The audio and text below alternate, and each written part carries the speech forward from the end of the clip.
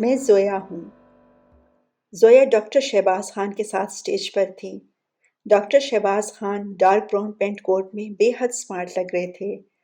White shirt के साथ light brown printed चमकती हुई टाई, जहानत से चमकती हुई रोशन आंखें, 6 फुट से निकलता हुआ उनका कद उनको सबसे मुमताज़ कर रहा था। खानदानी वजाहत उनके चेहरों से नजर आ रही थी। डॉक्टर फरा को ऐसे लगा जैसे डॉक्टर शहबाज खान की इतनी इज्जत और अहमियत की वजह से उसकी भी इज्जत बढ़ गई है। डॉक्टर शहबाज खान जब सोया के हमरा स्टेज से उतरे तो नादर खान भी उनके साथ थे।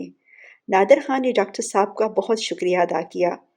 डॉक्टर शहबाज खान बोले, अब हमें इजाज़त दीजिए। डॉक्टर साहब, आपसे हमारी पहली मुलाकात है, मगर आपसे मिलकर वाकई बहुत खुशी हुई है। मुझे खुशी है कि फरा आप जैसे काबिल डॉक्टर के साथ लंदन में काम कर रही है। पहली बार नादिर खान को तालीम की अहमियत का एहसास हुआ।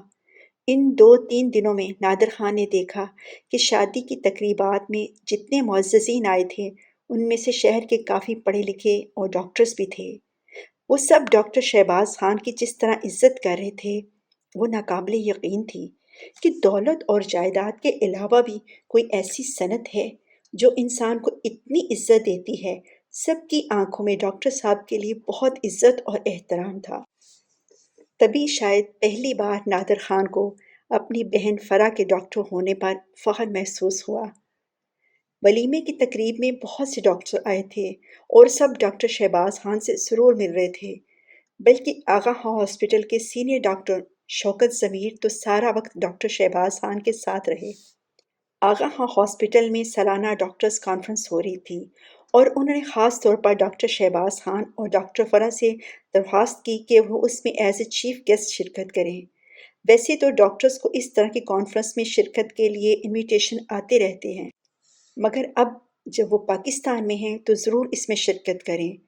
दूसरे रोज़ ही कॉन्फ्रेंस थी। डॉक्टर फराह, हमारे लिए भी बहुत एजाज़ की बात होगी कि क्वीन हॉस्पिटल के 2 सीनियर डॉक्टर हमारी कॉन्फ्रेंस में शिरकत करें। डॉक्टर शौकत ज़मीन ने नादिर खान के सामने डॉक्टर फराह को भी दावत देते हुए कहा। डॉक्टर फराह ने खामोशी से नादिर खान की तरफ देखा। ज़रूर, फराह ज़रूर आएगी, बल्कि मैं खुद उसको लेकर आऊँगा। फराह के लिए ये बिल्कुल अनहोनी सी बात थी। उसके चेहरे की हैरानगी डॉक्टर शहबाज से छुपी न रह सकी। डॉक्टर शहबाज खान और ज़ोया की कल की वापसी की फ़्लाइट थी, मगर डॉक्टर शौकत ज़मीर के इसरार पर उन्होंने एक दिन पर मौखर कर दी। ठीक है, इंशाअल्लाह कल ज़रूर मुलाकात होगी। डॉक्टर शौकत ज़मीर ने अलविदाई कलमात बोलकर रुखसत चाही। काफ़ी मेहमान जा चुके थे। दूल्हा और दुल्हन का फ़ोटो शूट हो रहा था। नादिर खान डॉक्टर शहबाज खान और ज़ोया के टेबल पर बैठ गए। फरा, यहीं बैठ जाओ। नादिर खान ने फरा को जाते देखकर कहा। एक और हैरानगी, या अल्लाह, क्या कोई मुझसा होने वाला है? फरा ने दिल में सोचा। डॉक्टर साहब, मुझे बहुत खुशी हुई है कि आपने हमारे बेटे की शादी में शिरकत की। अब तो नादिर खान कुछ ज़्यादा ही इम्प्रेस नज़र आ रहे थे। हमें भी बहुत अच्छा लगा है। मुस्कुराहट डॉक्टर शहबाज खान के होंठों पर थी। डॉक्टर शहबाज खान ने डॉक्टर फरा के साथ बिल्कुल फार्मल रवैया रखा। डॉक्टर फरा ने बताया कि उनको भी आगा खां हॉस्पिटल की तरफ से पहले ही ईमेल आ चुका है, क्योंकि डॉक्टर्स क्लब में सब डॉक्टर्स के बारे में इंफॉर्मेशन होती हैं। वहाँ से उनको पता चल चुका था कि आजकल डॉक्टर फरा छुट्टी पर पाकिस्तान में हैं और खुशनसीबी से डॉक्टर शहबाज खान भी आजकल पाकिस्तान में ही हैं। दुल्हा दुल्हन रुखसत हुए तो सारे मेहमान भी चल दिए। डॉक्टर शहबाज खान ज़ोया के हमरा चले तो नादिर खान ने उनको अपनी ब्लैक लैंड क्रूज़र में चलने की दावत दी। ज़ुलेखा फरहान और ज़मान के साथ जा रही थी। डॉक्टर शहबाज खान का होटल में स्टे था और उनको वहाँ ड्रॉप करना था। नादिर खान के हमरा डॉक्टर फरा और ज़ोया वापस हवेली में आ गई। दूल्हा और दुल्हन हस्बे रिवायत आज दुल्हन के मैके में चले गए। मेहमान भी कुछ जा चुके थे और कुछ सुबह जाने के लिए तैयारी कर रहे थे। हवेली पहुंचकर सब अपने अपने कमरों में चले गए। थोड़ी देर बाद एक मुलाजिम डॉक्टर फरा के रूम में ज़ोया के फ़ोन का चार्जर दे गया। ज़ोया ने फ़ोन चार्जिंग पर लगा दिया। तकरीबन घंटे डेढ़ बाद ड्रेस चेंज करने के बाद ज़ोया ने अपने कपड़े पैक करने शुरू कर दिए। ज़ोया, तुम कल चली जाओगी। तुम्हारे साथ बहुत अच्छा वक्त गुजरा है। लगता ही नहीं कि हम पहली बार मिले हैं। बिल्कुल सच फराबाजी। آپ بہت پیاری ہیں، جتنا میں سوچتی تھی آپ اس سے بھی زیادہ اچھی ہیں۔ چلیں ایک سیلفی میرے فون سے ہو جائے، آج کی جو بھی تصویریں ہیں وہ سب آپ کے فون میں ہیں، وہ مجھے آپ پلیز ضرور سینڈ کر دیجیے گا۔ زویا نے اپنا فون دیکھا، چارج تو ہو چکا تھا۔ زویا کو کچھ سمجھ نہیں آ رہی تھی۔ فرح باجی پلیز ذرا اس کو آن کر دیں، لاؤ ادھر۔ فرح نے فون لے کر اس کو چارج سے اتارا اور پھر اس کو سے آن کر کے زویا کو دے دیا۔ یہ دیکھو اس کی اسکرین روشن ہو گئی ہے اور یہ آن ہو گیا ہے۔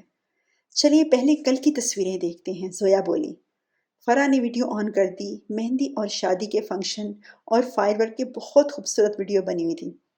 ارے واہ زویا، تم نے تو بہت زبردست ویڈیو بنائی ہے۔ شادی کی رات جو فائر ورک ہوا تھا اس کی ویڈیو چل رہی تھی جو زویا نے پچھلے راؤنڈ میں بنائی تھی۔ ویڈیو چلتے ہوئے اچانک ایک آواز آئی، ارے فرح باجی آپ کو کیا ہوا؟ اور پھر فون گر گیا اور پھر اس کی اسکرین پر کچھ نہیں تھا بلکہ کچھ آوازیں آ رہی تھیں۔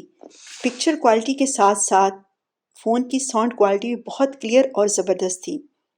سب آوازیں سنائی دے رہی تھیں، فرح اور زویا کی آپس میں ساری گفتگو، اور پھر فرح زویا کی آوازیں دور ہوتی گئی اور خاموشی چھا گئی۔ کبھی کبھی فائر ورک ہوتا تو اسکرین پر روشنی تھوڑی دیر کے لیے نظر آتی۔ فرح اور زویا دونوں کمرے میں موجود صوفے پر بیٹھی ہوئی تھیں۔ زویا نے ٹیبل پر رکھے ہوئے چپس کھانا شروع کر دیے۔ ابھی تھوڑی سی بھوک لگ رہی ہے، کیا خیال ہے کھانے کے لیے کچھ منگوا لوں؟ فرح بولی۔ نہیں باجی، یہاں کافی کچھ پڑا ہوا ہے، فریش فروٹ، ڈرائی فروٹ اور جوس کے ٹن بھی ہیں۔ زویا نے اپنی پسند کا فیورٹ رانی پیچ جوس کا ٹن کھول کر پینا شروع کر دیا۔ اچانک فون سے آوازیں آنے لگی، جیسے لگ رہا تھا کوئی بہت غصے میں ہے۔ آوازیں دور سے تھیں، یکدم آوازیں بالکل کلیئر ہو گئیں۔ بتاؤ زلیخا، یہ سب کیا ہے؟ نادر خان کی آواز بہت کرخت اور تیز تھی۔ مجھے کیا پتا، فرقان نے یہ سب کچھ کیا ہے۔ تم نے تو کہا تھا وہ سب کچھ اپنی بیٹی کے نام کر دیں گے، مگر مجھے یہ کیوں نہیں بتایا گیا کہ مجھے بھی فرقان کی جائیداد کا حصہ اس کے نام کرنا ہوگا؟ نادر خان کا غصہ اپنے عروج پر تھا۔ مجھے خود کہاں معلوم تھا؟ زلیخا چلائی۔ زلیخا، تمہیں سب کچھ پتا تھا، بیٹے کی محبت میں تم نے مجھ سے یہ بات چھپائی تھی۔ سائیں میں سچ بول رہی ہوں، مجھے بالکل نہیں پتا تھا۔ اس ہاشم خان نے فرقان کے حصے کی جائیداد کے کاغذات بھی تیار کر کے رکھے ہوئے تھے اور ساری بہترین جائیداد فرقان کے نام ہو گئی۔ میرے ساتھ تم ماں بیٹے نے دھوکہ کیا ہے۔ نادر خان کا بس نہیں چل رہا تھا، وہ کیا کرے؟ سائیں، یہ سارا کیا دھرا فرقان کا ہے۔ رشتہ کروانے کے بعد مجھے پتا چلا کہ فرقان نے اپنی پسند اور مرضی سے یہ رشتہ ہم سے طے کروایا ہے، اور ہمیں تو یہی لگتا رہا کہ ہم نے اس کا رشتہ خود دیکھ بھال کر طے کیا ہے۔ کیا فرقان خان نے اپنی پسند کی شادی کی ہے؟ مگر ہم کو تو ایسے بتاتا رہا کہ جیسے وہ صرف ہمارے کہنے پر یہ شادی کر رہا ہے۔ ہمیں تو یہی کہہ رہا تھا، مگر سب کچھ اس کی مرضی سے ہو رہا تھا، زلیخا بولی۔ فرقان اتنا ہوشیار ہو گیا ہے، مجھے نہیں پتا تھا۔ نادر کی آواز آئی۔ تمہارے بیٹے نے مجھے دھوکہ دیا ہے زلیخا، میں اس کو چھوڑوں گا نہیں۔ کیا دھوکہ دیا ہے؟ خان سائیں، بھول گئے آپ؟ آپ نے بھی تو یہی کیا تھا۔ آپ نے بھی تو بڑے سائیں کے سامنے کبھی نہیں بتایا کہ آپ نے تو مجھ سے بہت پہلے شادی کا وعدہ کر رکھا تھا۔ اس وقت آپ کے بابا نے بھی آدھی جائیداد آپ کے نام کر دی تھی۔ میری تو ساری جائیداد مجھے مل گئی، آپ کو تو آدھی ہی جائیداد ملی ہے، اور ابھی تک آدھی جائیداد آپ کی بہن کے نام ہے۔ آپ نے شادی کے بعد مجھے کہا تھا کہ ساری جائیداد کے آپ اکیلے ہی وارث ہوں گے، جس طرح میں ساری زمینوں کی اکلوتی وارث ہوں۔ مگر ابھی تک کیا ہوا ہے؟ آپ کہتے تھے فرح چلی گئی ہے، اب وہ نہیں آئے گی۔ لو آ گئی ہے وہ، دو اس کو جائیداد کا حصہ۔ زلیخا بہت تلخ لہجے میں چیخ چیخ کر بول رہی تھی۔ بس کر زلیخا بس، آج تک نادر خان نے کسی کو کچھ نہیں دیا، یہ فرح کیا چیز ہے؟ مگر یہ فرقان… سائیں غصہ نہیں کرو۔ سائیں، فرقان ہماری اولاد ہے، اور یہ سب کچھ ہماری اولاد کا ہی تو ہے نا، یہ بات تمہاری سمجھ میں کیوں نہیں آ رہی؟ زلیخا نے بات بدلنے کی کوشش کی۔ سائیں، یہ ساری زمینیں جائیداد سب کچھ میرے بیٹوں کا ہے، میں آپ کی بہن کو ہرگز نہیں لینے دوں گی۔ تھوڑی دیر کے لیے چپ کر زلیخا، چپ۔ سائیں بتاؤ مجھے، اتنے سالوں بعد یہ فرح یہاں کیا لینے آئی ہے؟ ایسے تو نہیں آئی ہوگی، یہ اپنا حصہ لینے آئی ہے۔ زلیخا، تم نادر خان کو جانتی نہیں ہو۔ میں نے بابا سائیں سے ساری جائیداد پر دستخط کروا لیے تھے، جب وہ بیمار تھا تو میں نے اپنے وکیل کو بلا کر ان سے سائن کروا لیے تھے اور یہ بات کسی کو پتہ نہیں لگنے دی تھی۔ نادر خان کو اتنا کمزور نہیں سمجھنا زلیخا۔ پتہ نہیں یہ فرقان کیسے مجھے ہاتھ دکھا گیا، مجھے اس چیز کا خیال پہلے کیوں نہیں آیا تھا؟ نادر خان پچھتا رہا تھا۔ ارے سائیں، ایسا ہی غم تھا تو آج دکست نہ کرتے۔ زلیخا بولی، کس طرح نہ کرتا؟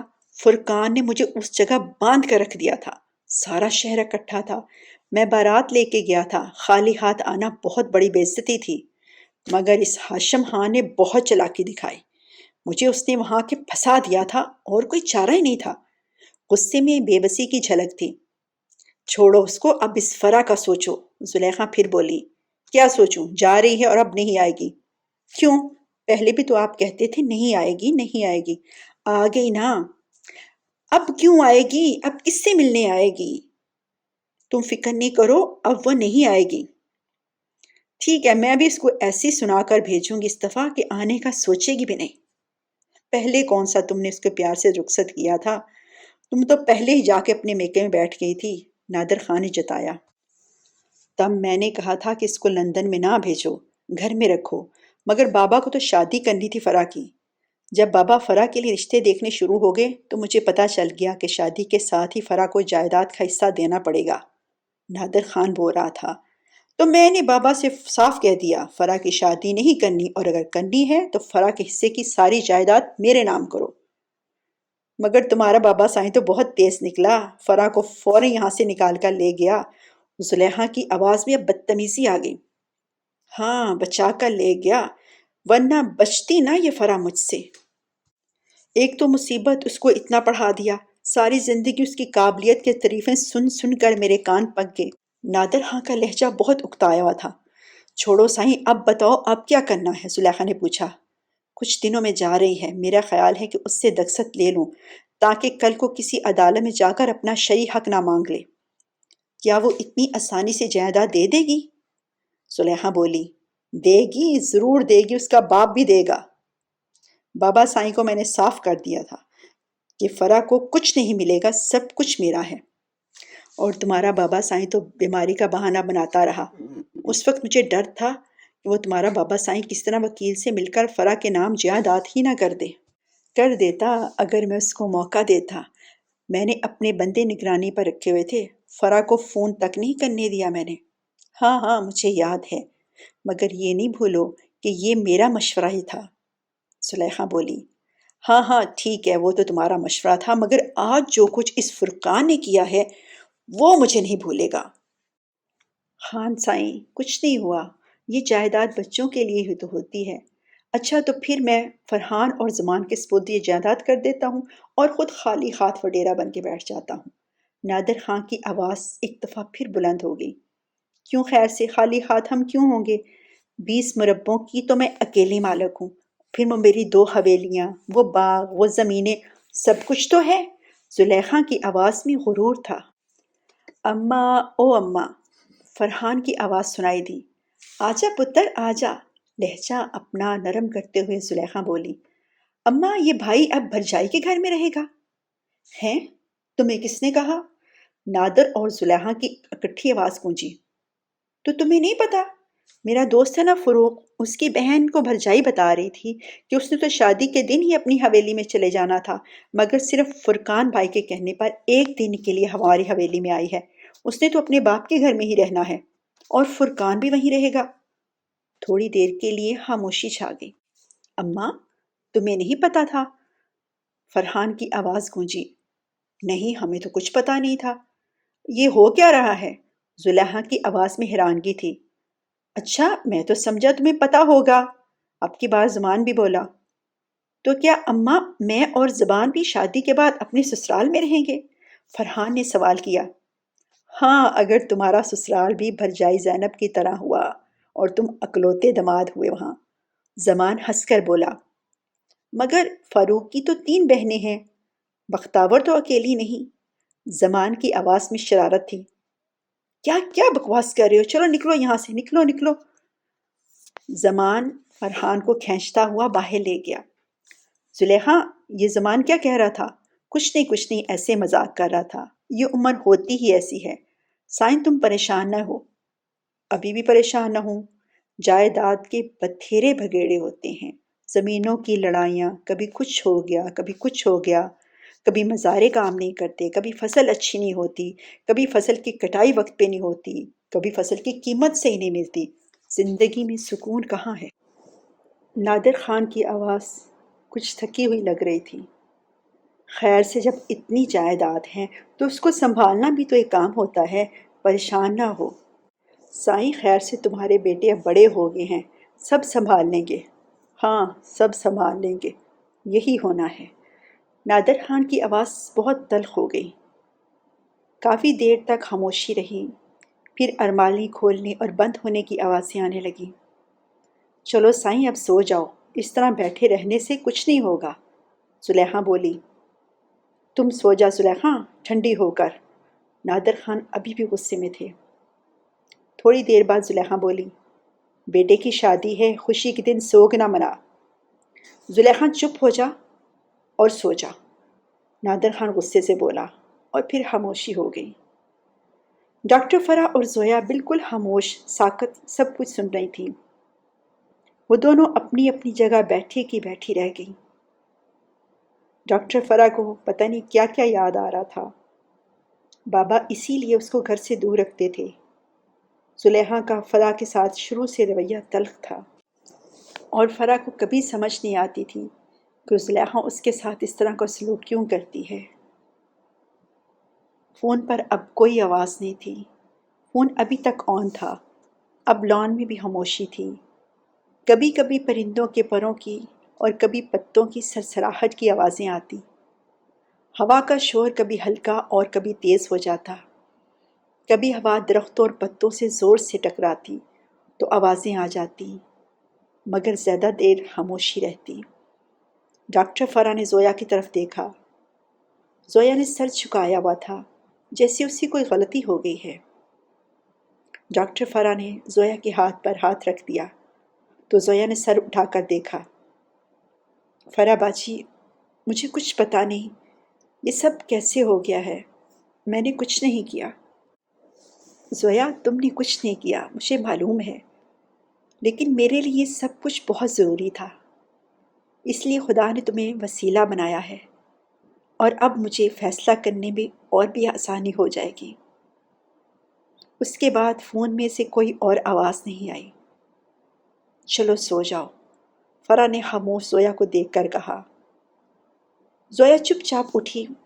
اس کو سمجھ نہیں آ رہا تھا کہ وہ کیا کہے اور کیا کرے۔ زویا، کیا یہ باتیں میرے اور تمہارے درمیان رہیں گی؟ فرا باجی، مجھ پہ اعتبار کیجیے، میں یہ کسی کو نہیں بتاؤں گی۔ تو کیا میں اس کو ڈیلیٹ کر دوں؟ ڈاکٹر فرا بولی۔ جیسی آپ کی مرضی۔ زویا یہ کہہ کر واش روم میں چلے گئی۔ وہ ساری رات فرا سو نہیں سکی۔ پتہ نہیں کیا کیا سوچتی رہی اور کیا کیا یاد آتا رہا۔ دوسرے دن صبح ناشتے کے بعد فرا بڑے ڈائننگ روم میں چلے گئی۔ نادر خان اور زلیخا وہیں تھے۔ فرحان اور زمان بھی ناشتہ کر رہے تھے۔ السلام علیکم ادا۔ فرا کیسی ہو؟ زلیخا بولی۔ میں ٹھیک ہوں۔ ادا، آج آپ میرے ساتھ کانفرنس ہال میں جائیں گے؟ ہاں کیوں نہیں، مجھے بہت اچھا لگے گا، نادر خان خوش دلی سے بولے۔ واقعی پچھلے دنوں سے اتنے پڑھے لکھے لوگوں کے ساتھ میل ملاپ اس کو بہت اچھا لگ رہا تھا۔ ناشتے کے بعد فرحان اور زمان چلے گئے۔ آج ان کا اپنے دوستوں کے ساتھ فارم ہاؤس میں پکنک کا پروگرام تھا۔ انہوں نے رسمی طور پر فرا کو بھی انوائٹ کیا، مگر فرا نے کہا آج اس نے کانفرنس میں جانا ہے، اس نے اپنا لیکچر تیار کرنا ہے۔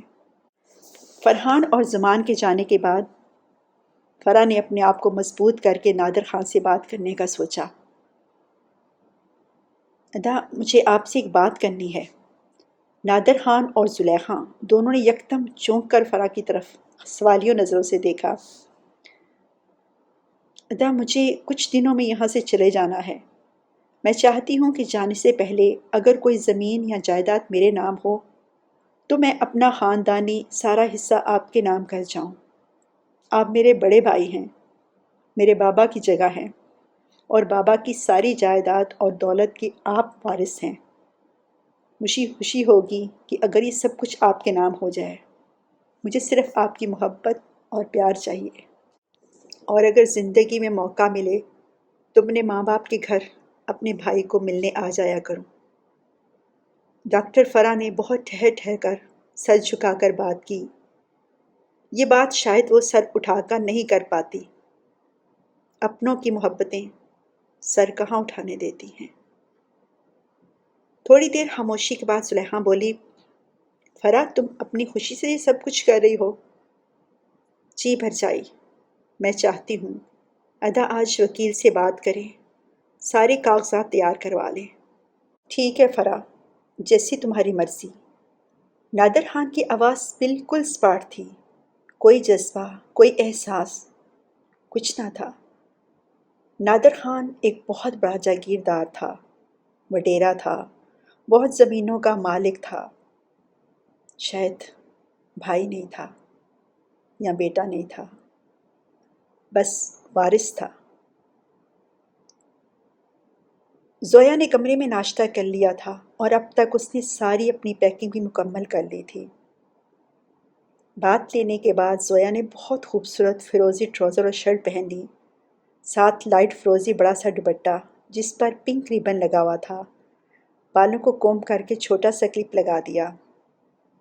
جب ڈاکٹر فرا کانفرنس میں جانے کے لیے تیار ہوئیں تو بے حد خوبصورت لگ رہی تھیں۔ انہوں نے پیچ کلر کی پرنٹڈ ساڑی پہنی ہوئی تھی جو ان پر بہت جچ رہی تھی۔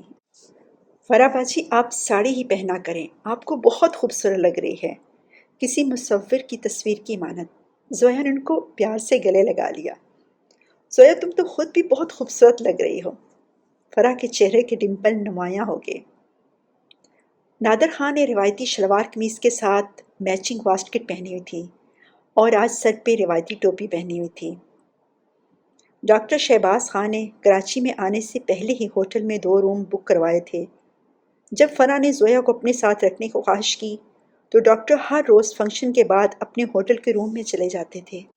آج بھی ڈاکٹر صاحب کو ہوٹل سے ہی کانفرنس روم میں جانا تھا۔